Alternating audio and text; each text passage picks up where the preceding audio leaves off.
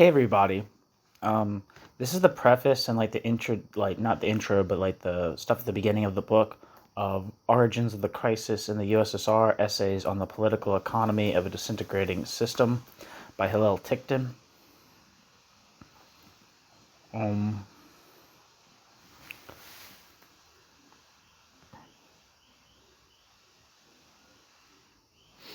This book was first published in 1992. And the book version that I'm reading, it seems to say that it was published again in 2015 by M.E. Sharp. The book is dedicated to the memory of my father, who taught me Marxism and the meaning of Stalinism. And the contents of the book are: Preface, Introduction, the aims and achievements of Gorbachev. 2. Theory and concepts. Heading. Western Sovietology, concepts used in this work. Chapter 3. The nature of social control in the USSR. Headings. The question of ideology, Stalinism and its disintegration, atomization. Chapter 4. The non-political politics of the Soviet elite. Factions and the emergence of opposing currents and parties. These are the headings. The Ligachev-Yeltsin rivalry. Who the hell is Ligachev? I already gotta look shit up in the... looking at the chapter names. Yegor Kuzmich Ligachev lived from 1928 to 2021 and was a Soviet politician. It was a Soviet and Russian politician who was a high-ranking official in the Communist Party of the Soviet Union, and he continued an active political career in post-Soviet Russia. Originally an ally of Mikhail Gorbachev, Ligachev, it's spelled weird, Ligacyov, Ligachev, became a challenger to his leadership.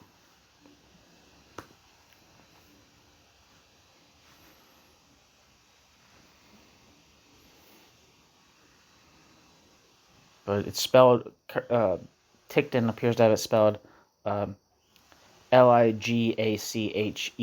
which is different. So anyway, back to the headings of Chapter 4.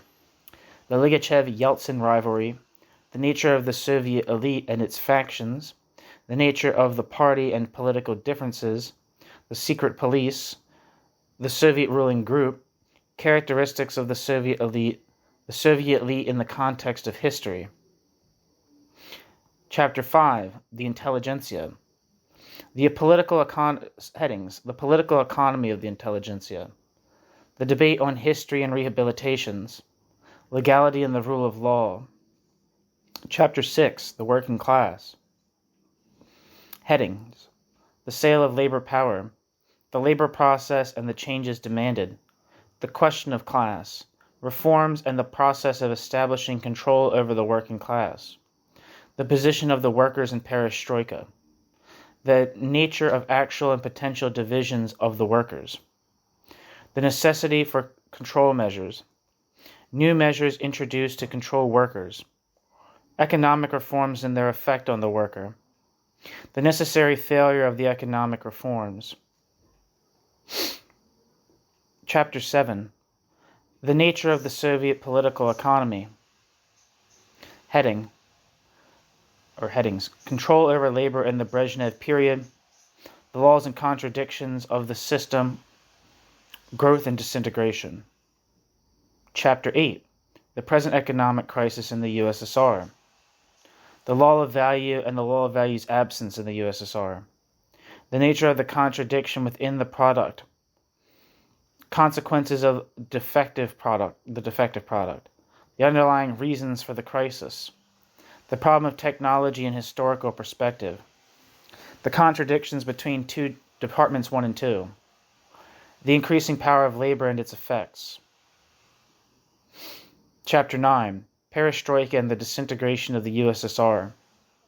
The Policy of Reorganization, the Pseudo-Market Reforms, the Market Prices and Social Relations, the Ruble Real Money and a Guinea Market, Social Solutions, the Redirection of Foreign Policy, the Disintegration of the USSR, the Inevitable Failure of the Market Solution, why the Market Solution cannot work, the Market Socialism Argument. In Chapter 10, Where Are We Going? The Nature of the Transitional Epoch.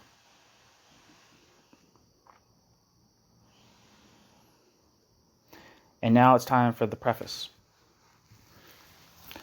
This book has been long in gestation. By the time many of the fundamental ideas have been presented in lectures and seminars or published in the journal Critique, events had, quote, proved, end quote, the thesis. The USSR was disintegrating. I had been working to produce a kind of general theory of the USSR, but the system had now become history. So I have instead discussed the political economy of the USSR in the context of Gorbachev's attempt to restructure the system. I have refrained from discussing certain important aspects of the political economy of the USSR in depth due to the constraints of space and time. In particular, the national question, the peasantry, the position of women are all discussed, but not in the form of separate chapters. I've also not discussed other theories of the USSR except in passing. This book was made possible in part by a grant that Stephen White and I received for the topic of policy making under Gorbachev. Another kind of debt is owed to the editorial board of Critique and to the many students who criticized and argued with me over the last 25 years. Michael Cox, Sandy Smith, Susie Weissman, Bob Arnaud, Bohdan Kravchenko have all discussed different ideas with me over the years. On a different note, Scott Mikla and David Hillel Rubin taught me the importance of philosophy and of language. To the Soviet citizens who have showed me the reality of the USSR, I can only express my gratitude. Finally, I have to thank my companion, Lindy Barbour, for her patience and her insistence on correct grammar.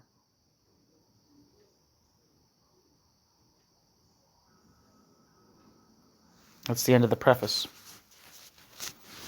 Thanks for listening.